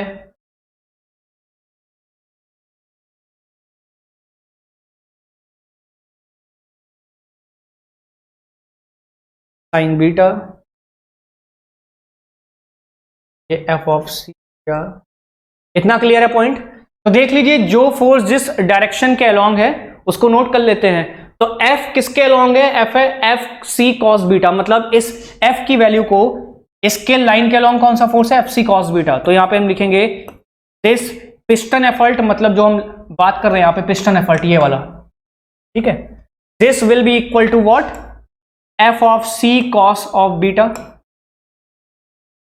क्लियर? दूसरा, ऊपर की डायरेक्शन का फोर्स देख लीजिए, F N is equal to F of C sine beta. Clear? ये दोनों चीज समझ में आ गई। तो यहां से ये चीज अभी हम इसका आगे यूज करेंगे, ये कंपोनेंट ले लिया। अब हम एफ सी से पहुंचेंगे कहां पर, इस क्रैंक पिन पे, ठीक है, आगे वाले पार्ट में हम पहुंचेंगे क्रैंक पिन में। ये चीज आप अपने आप से पढ़ लीजिएगा, वही बता रहा है कि जब फोर्स लगता है तो कैसे कैसे वो चलता है। हम अपने मेन पॉइंट पे आते हैं। ये मैंने आपको बता दिया, during the stroke, up stroke piston effort is decreased by the same amount. अब ये उस पिस्टन की बात कर रहा है जिसको मैंने यहां पे A1 बोला हुआ है, इस क्रैंक एंड को A2 बोला हुआ है। कितना गैस प्रेशर लगा रही है, वही है, ठीक है। मास क्या है, मास ऑफ द रेसिप्रोकेटिंग पार्ट, मतलब हमारे पिस्टन के मास की बात कर रहा है, जो मास हमारा रेसिप्रोकेट कर रहा है। और रेसिप्रोकेट कौन कर रहा है, रेसिप्रोकेट हमारा पिस्टन कर रहा है, ठीक है, ये वही चीज है। चलिए यहां पे आते हैं, ये तो ये चीज आपको समझ में आई। अभी अभी हमने वहां पे क्या डिराइव किया है, अभी अभी हमने वहां डिराइव किया है कि ये हमारा हो गया पिस्टन, ठीक है, एफ सी जा रहा है ऐसे, ये एफ सी जा रहा है, ये हो गया बीटा, ये लग रहा है एफ एन, और यहां पे लग रहा है piston effort, net effective driving force. F C का कंपोनेंट किया, ये हमको मिल गया F C cos of beta, और ये वाला कंपोनेंट कितना आ गया, ये वाला कंपोनेंट आ गया F C sine of beta. तो एफ को इसके बराबर कर दीजिए, तो ये वाला एफ इसकी डायरेक्शन में फोर्स इसके बराबर हो जाएगा, कितना हो जाएगा, F is equal to F of C cos beta, और ऊपर की डायरेक्शन के फोर्स को बैलेंस कर दीजिए, तो यहां पे एफ एन किसके बराबर हो जाएगा, एफ एन हो जाएगा F of C sine beta. ठीक है, तो यहां से देखिए, यहां से अगर मैं एफ ऑफ सी की वैल्यू निकालना चाहूं, क्या निकल के आ जाएगा, F of C is equal to, यहां से एफ ऑफ सी निकालिए, कितना आ जाएगा, F divided by cos beta आ जाएगा। ठीक है, वही लिखा हुआ है, देखिए एफ ऑफ सी की वैल्यू यही लिखी हुई है, F of C is equal to F divided by cos beta. अब देखिए यहां से एफ ऑफ एन की वैल्यू क्या आ गई, एफ ऑफ एन की वैल्यू है, यहां से देखिए एफ ऑफ एन की वैल्यू है F C sine of beta, और अभी अभी हमने एफ सी कितना निकाला हुआ है, F divided by cos beta रख दीजिए यहां पर, F divided by cos of beta, और यहां पर क्या है, साइन बीटा एफ सी के साथ पहले लगा हुआ है, तो sign beta divided by cos beta कितना हो जाएगा, एफ टेन बीटा। तो ये हो गया हमारा साइड थ्रस्ट की वैल्यू। क्लियर है, सिंपल डेरिवेशन पार्ट्स हैं, मतलब जो फॉर्मूले हमारे यूज होंगे। अब देखिए क्रैंक एफर्ट कैसे निकालेंगे, क्रैंक एफर्ट कैसे निकालेंगे, ध्यान से देखिए, अब मैं इस वाले पार्ट पे आ रहा हूं, अब मैं आपको ये वाला पार्ट समझाने जा रहा हूं, ये इस पार्ट को ध्यान से देखिएगा, इस पार्ट को मैं आगे बनाने जा रहा हूं, तो ध्यान से समझिएगा इस पार्ट को, ठीक है, बहुत अच्छे से समझिएगा, इस वाले पार्ट को यहां पे मैं बनाने जा रहा हूं, इस जगह पे मैं आपको एक साथ समझा देता हूं दोनों, ये भी क्रैंक एफर्ट भी और थ्रस्ट ऑन द बीरिंग, जो बीरिंग है उस पर थ्रस्ट जो एफ आर लग रहा है उसकी वैल्यू कितनी होगी, ध्यान से देखिएगा बहुत अच्छे से। ये मैंने सर्किल बनाया,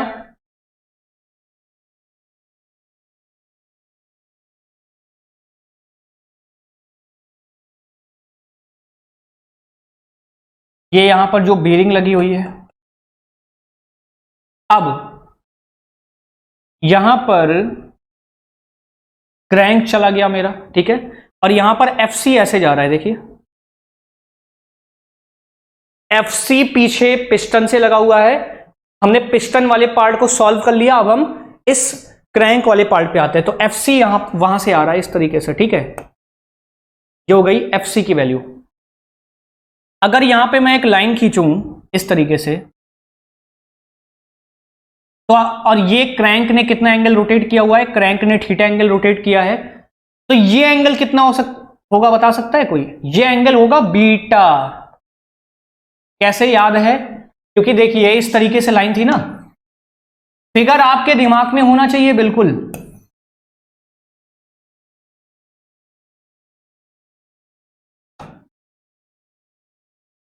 इस तरीके से, तो ये वाला एंगल कितना है, ये वाला एंगल बीटा है, तो अगर यहां पे मैं एक समांतर लाइन खींच दूं, इस वाली लाइन की एक समांतर लाइन खींच दूं, तो ये एंगल अगर बीटा बन रहा है तो ये भी तो बीटा बनेगा, और क्रैंक यहां से थीटा एंगल रोटेट कर चुका है, ठीक है, तो क्रैंक ने ये थीटा एंगल रोटेट कर लिया और ये बन गया बीटा।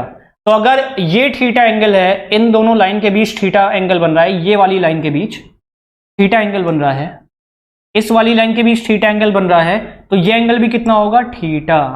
बात समझ में आई, तो ये एंगल भी कितना हो जाएगा, थीटा। तो क्या मैं इन दोनों लाइन के बीच ओवरऑल एंगल, इन दोनों लाइन के बीच ओवरऑल एंगल कितना बोल रहा हूं, ध्यान से सुनिए, इन दोनों लाइन के बीच ये टोटल जो पूरी रेड लाइन को एक साथ बना रहा हूं, पूरा एंगल एक साथ कितना हो जाएगा, क्या इसको मैं थीटा प्लस बीटा बोल सकता हूं, बिल्कुल बोल सकता हूं, क्लियर है, ये जो पूरा एंगल बनेगा वो थीटा प्लस बीटा बनेगा।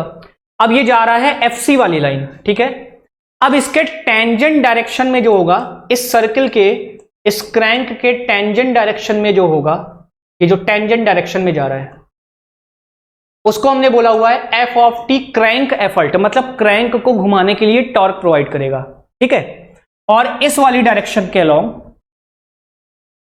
इस वाली डायरेक्शन के अलोंग यहां पर जो बीरिंग प्रेशर, बीरिंग फोर्स लग रहा होगा, थ्रस्ट लग रहा होगा, उसको हमने बोला हुआ है एफ आर,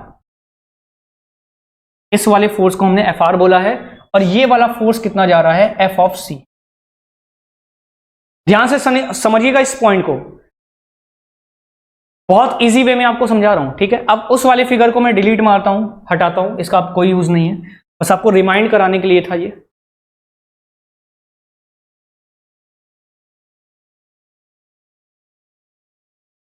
वापस आ जाते हैं, अब समझिए, देखिए तो कैसे निकालेंगे यार, बहुत आसान है, वापस से कंपोनेंट लेना है। चलिए मैं इस क्रैंक पिन वाले पॉइंट को बनाता हूं, ठीक है। ये क्रैंक पिन वाले पॉइंट पे आप नजर रखिए और यहां से देखिएगा, ये मैंने क्रैंक पिन वाला पॉइंट बनाया, ठीक है। यहां से FC जा रहा है इस तरीके से, ठीक।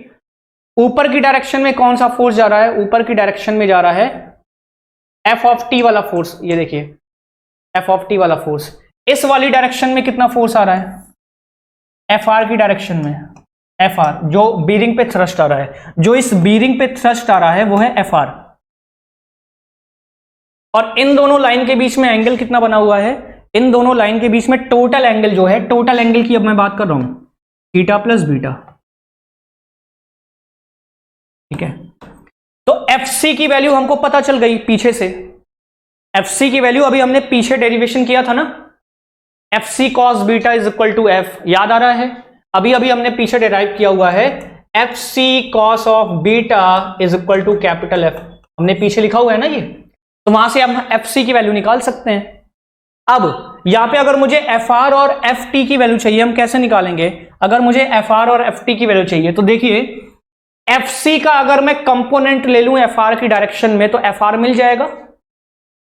अगर मैं FC का इस वाली लाइन के अलोंग कंपोनेंट ले लूं क्रैंक के अलोंग तो हमें FR मिल जाएगा। देखिए कंपोनेंट लीजिए तो हम क्या बोलेंगे, हम बोलेंगे, देखिए ध्यान से देखिए, यहां पे लिखता हूं मैं, FC कंपोनेंट लेने के लिए आपको देखना होता है कितना एंगल बना रहा है, तो FC इस वाली लाइन से कितना एंगल बना रहा है सर, थीटा प्लस बीटा, तो उसका कॉस, यही तो बताया मैंने, तो कॉस ऑफ यहां पे हो जाएगा थीटा प्लस बीटा, और उस डायरेक्शन के अलोंग फोर्स कितना है, इस वाली डायरेक्शन के अलोंग फोर्स कितना है, इस वाली डायरेक्शन के अलोंग जो फोर्स की वैल्यू है वो है FR, तो ये किसके बराबर हो जाएगा, FR के बराबर। वापस से एक बार और देखिए, FC का मैंने कंपोनेंट ले लिया किधर, FR की तरफ, तो देखिए कितना एंगल बना रहा है, थीटा प्लस बीटा। तो कंपोनेंट लेने के लिए जरूरी होता है कि आप जितना एंगल बना है उसका कॉस ले लीजिए, तो थीटा प्लस बीटा बना है उसका मैंने ले लिया कॉस, तो क्या आ जाएगा, FC cos of theta plus beta is equal to FR, ठीक। अब इस वाली लाइन के जो परपेंडिकुलर लाइन में होता है, ये इन दोनों लाइनों के बीच में एंगल कितना है, 90 डिग्री। कैसे 90 डिग्री है, कोई बता सकता है, क्योंकि यार जो टेंजेंट, जिसको मैंने टेंजेंट नाम दिया ना, टेंजेंट और रेडियस एक दूसरे के ऑलवेज कैसे होते हैं, परपेंडिकुलर, तो परपेंडिकुलर डायरेक्शन में कितना आ जाता है, कॉस वाली डायरेक्शन के परपेंडिकुलर डायरेक्शन में आप साइन लिख दो, तो बस यहां पे हो जाएगा F(c), बस इस कॉस की जगह साइन हो जाएगा, sine of theta plus beta. ये बात समझ में आ गई क्या, ये बात समझ में आ गई, अभी अभी हमने कंपोनेंट करना ये सीखा हुआ था, ठीक है, कॉस और कॉस के परपेंडिकुलर डायरेक्शन में साइन। तो FR इस थ्रस्ट की वैल्यू कितनी आ गई, देखिए FC cos of theta plus beta, ठीक। तो हमने ये FR थ्रस्ट निकाल लिया, और FC की वैल्यू हम यहां से निकाल सकते हैं जो पीछे हमने पिस्टन पे सॉल्व किया हुआ था, और देखिए ये FT की वैल्यू आ जाएगी FC sine theta plus beta. और अगर आपको याद हो F इज इक्वल टू, जो हमारा पिस्टन एफर्ट था, ये हमारा पिस्टन एफर्ट था, piston effort is equal to FC cos beta था, तो यहां से FC की वैल्यू कितनी आ जाएगी, FC की वैल्यू आ जाएगी capital F divided by cos beta. तो अगर उस FC की वैल्यू को यहां पे हम रख दें तो कितना आ गया, देखिए FC की वैल्यू हो गई F divided by cos beta और sine of theta plus beta. Clear है पॉइंट, चलिए आगे बढ़ने में ख्याल से ये चीज क्लियर होगा। अब देखिए जो टर्निंग मूवमेंट होगा, जो मैंने यहां पे क्रैंक बनाया हुआ है, क्रैंक कैसे बनाया है, ठीक, इस क्रैंक को घुमाने के लिए, इस क्रैंक को घुमाने के लिए देखिए FC इस तरीके से जा रहा है, यहां से FT मैंने ऐसे बनाया हुआ है, ये FT ही तो घुमाएगा इसको, FT ही तो टॉर्क प्रोवाइड करेगा क्योंकि वो टेंजेंट डायरेक्शन में है, तो FT तो फोर्स हो गया, टॉर्क कितना लगेगा, क्रैंक एफर्ट, क्रैंक शाफ्ट पे turning movement on the crank shaft. FT में जब आप R का, इस R का मल्टीप्लाई करोगे, FT ये हो गया, और जब इस R का मल्टीप्लाई करोगे तभी तो आपको इसके अबाउट कितना टॉर्क मिला, टर्निंग मूवमेंट मिला, तभी तो पता चलेगा कितना टर्निंग मूवमेंट लगा। देखिए तो FT की वैल्यू अभी अभी हमने निकाली है, कितनी निकाली, FT की वैल्यू हमने कितनी सॉल्व की है, यहां से देखिए FT की वैल्यू हो गई FC sine theta plus beta. देखिए तो FT की वैल्यू हमने लिखी F(c) sine of theta plus beta, और एफसी की वैल्यू हमने पीछे से लिखा था, पीछे जो हमने सॉल्व किया था, F divided by cos of beta sine of theta plus beta. देखिए वही चीज लिखा हुआ है इसमें, एफ ऑफ टी। अब इसमें अगर हम आर से मल्टीप्लाई कर दे तो हम तो टर्निंग मोमेंट मिल जाएगा। तो देखिए F upon cos beta sine of theta plus beta, इसमें अगर हम आर से मल्टीप्लाई कर दे तो टर्निंग मोमेंट कितना मिल जाएगा? तो जो टर्निंग मोमेंट टी की वैल्यू हो जाएगी, इस एफ टी में आर का मल्टीप्लाई कर दीजिए।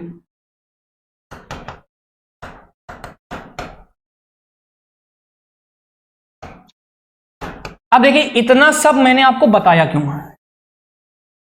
इतना सब मैंने आपको बताया क्यों? देखिए ये जो टर्निंग मोमेंट मुझे मिल रहा है, ये क्रैंक शाफ्ट पे ही तो मिलेगा। जो आपकी मोटर गाड़ियों का क्रैंक शाफ्ट होता है, उसी पर इतना क्रैंक एफर्ट लगता है। तो ये जो टर्निंग मोमेंट आ रहा है आपके क्रैंक शाफ्ट पर लग रहा है, जो पहिया आपका घूमता है। अब ध्यान से समझिएगा पॉइंट को बहुत ध्यान से समझिएगा। क्रैंक शाफ्ट पे इतना टर्निंग मोमेंट लग रहा है, क्या ये वेरिएबल है या कांस्टेंट है? क्या ये वेरिएबल है टाइम के साथ या कांस्टेंट है? मतलब फ्लक्चुएटिंग टाइप का है, बार बार बदल रहा है, या नियत है? तो जाहिर सा जवाब है कि सर इसमें जो थीटा है वो है क्रैंक कितना एंगल रोटेट किया। ये क्रैंक ने कितना एंगल रोटेट किया, दिस थीटा।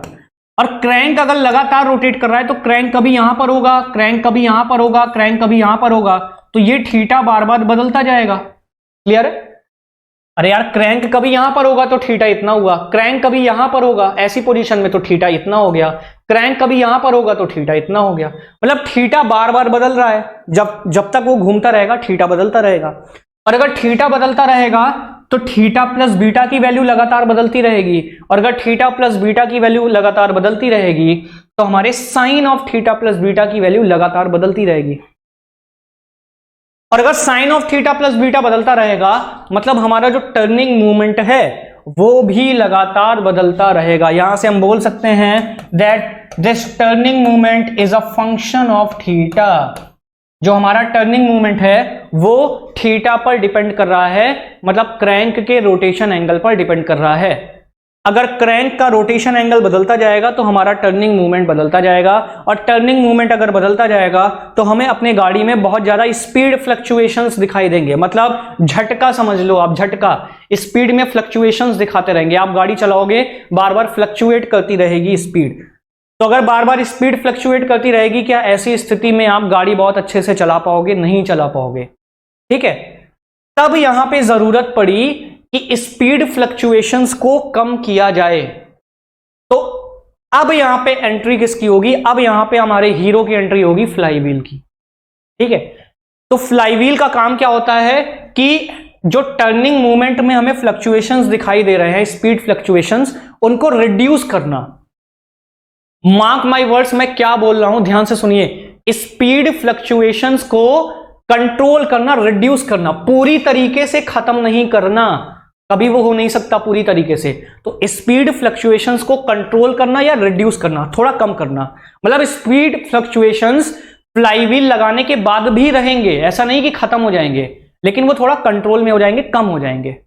तो समझ में आया फ्लाईव्हील क्यों लगाया जाता है? ठीक, स्पीड फ्लक्चुएशंस को कम करने के लिए।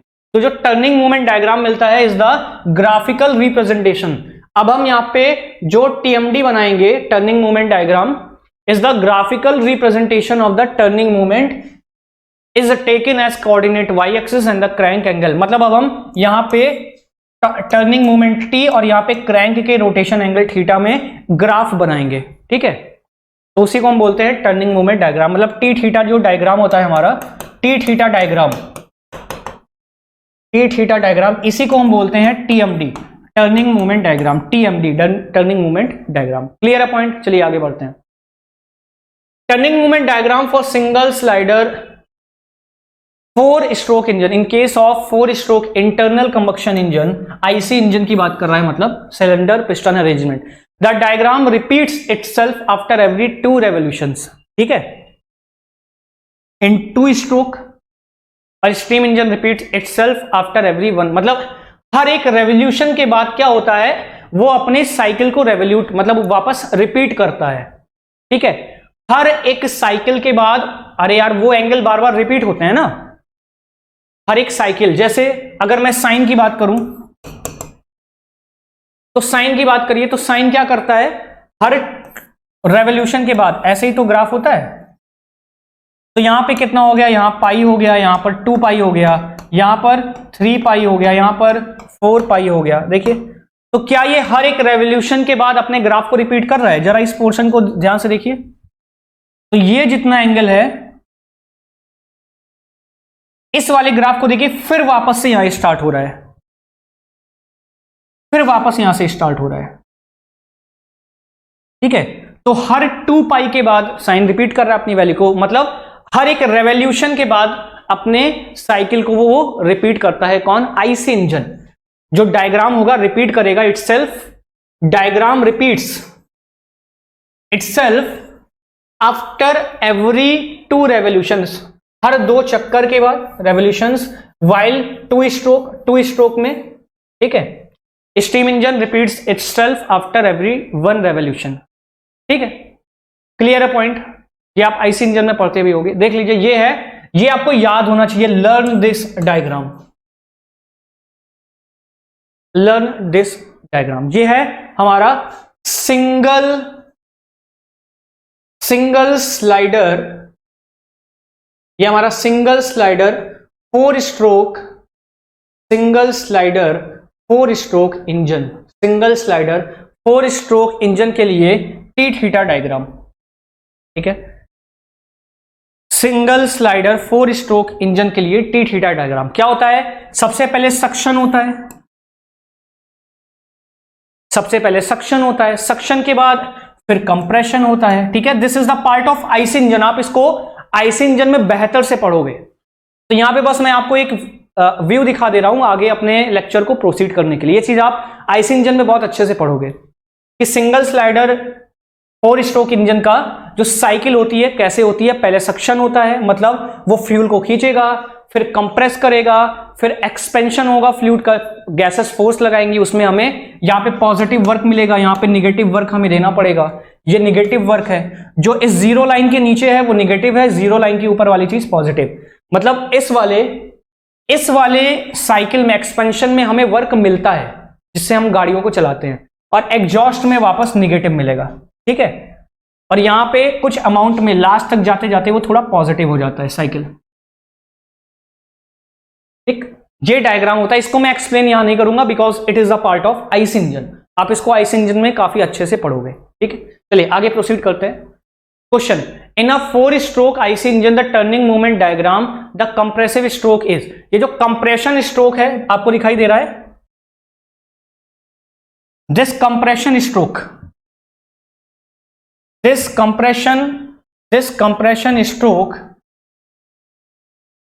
कंप्रेशन स्ट्रोक आपको दिखाई दे रहा है। थ्रू आउट क्या है? नेगेटिव है पूरा, यहां से लेकर यहां तक पूरा का पूरा नेगेटिव है। देखिए कहीं पर भी पॉजिटिव नहीं है। तो यही पूछ रहा है 4 स्ट्रोक इंजन में जो हमारा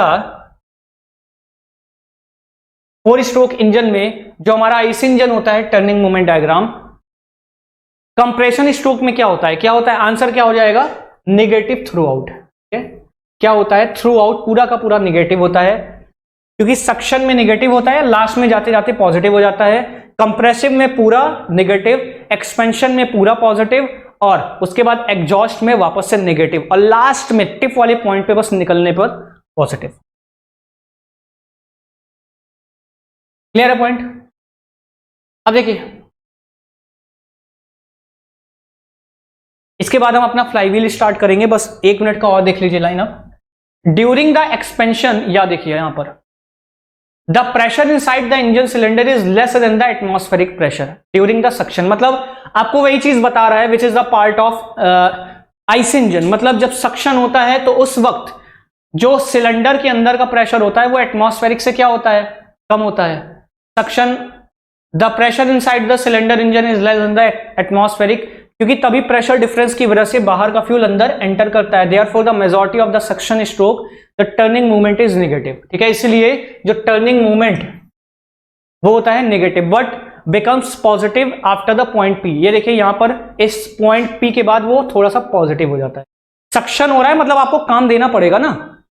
अरे यार फ्यूल को बाहर से अंदर लाना है, अपने आप थोड़ी आ जाएगा, आपको देना पड़ेगा। तो जहां पर काम देना पड़ता है, work done on the system is negative and work done by the system is positive. तो यहां पे work done by the system हो रहा है, गैसेस काम कर रही हैं, यहां पर मुझे गैसेस पर काम करना पड़ रहा है, सिलेंडर के अंदर भेजना पड़ रहा है, दैट इज नेगेटिव। ठीक है, इसलिए टर्निंग मूवमेंट डायग्राम क्या होता है, सक्शन स्ट्रोक में नेगेटिव, लेकिन पॉइंट पी के बाद वो क्या हो जाता है, पॉजिटिव हो जाता है। During the compression stroke the work is done on the gases, therefore a higher negative loop is obtained, is totally negative, पूरा का पूरा नेगेटिव होता है। कंप्रेशन में आपको क्या करना है, कंप्रेस करना है पूरा गैसेस को, ठीक है, इसलिए क्या होता है, नेगेटिव होता है। During the expansion of the working stroke the fuel Burns and the gases expand. क्या होता है, एक्सपेंशन में गैसेस बर्न करती हैं, एक्सपेंड करेंगी तो हमें वर्क डन मिलता है, इसलिए क्या हो जाएगा, थ्रू आउट पॉजिटिव। ठीक है, इसलिए लार्ज पॉजिटिव लूप मिलता है। यहां पर देखिए ये लार्ज पॉजिटिव लूप मिल रहा है यहां पर। And the last point, during exhaust stroke the work is done on the gases. आप क्या करोगे, गैसेस पर फोर्स लगाओगे तभी तो गैसेस बाहर निकलेंगी, तो work is done on the gases, इसलिए नेगेटिव हो गया। During the exhaust stroke the work is done on the gases, therefore a negative loop is formed. ठीक है, नेगेटिव लूप यहां पर हमको मिलता है, याद देखिए नेगेटिव लूप, एग्जॉस्ट में नेगेटिव लूप। अब हमें स्टार्ट करना है फ्लाई व्हील। ठीक है, अब आपको समझ में आया कि फ्लाई व्हील हम क्यों पढ़ने जा रहे हैं। फ्लाई व्हील क्या करता है कि जो सिंगल स्लाइडर क्रैंक मैकेनिज्म में टर्निंग मूवमेंट डायग्राम में जो फ्लक्चुएशंस आ रहे थे due to the rotation of the angle theta, crank तो थीटा की वजह से फ्लक्चुएशंस आ रहे थे, उसको कंट्रोल में लाने के लिए और फ्लक्चुएशंस को क्या करने के लिए, कंट्रोल करने के लिए या रिड्यूस करने के लिए। ठीक है, हम किसका यूज करेंगे, फ्लाई व्हील का अपने सिस्टम में। तो ये चीज हम कंटिन्यू करेंगे अपने नेक्स्ट लेक्चर के लिए। अब तक के लिए इतना ही, थैंक यू।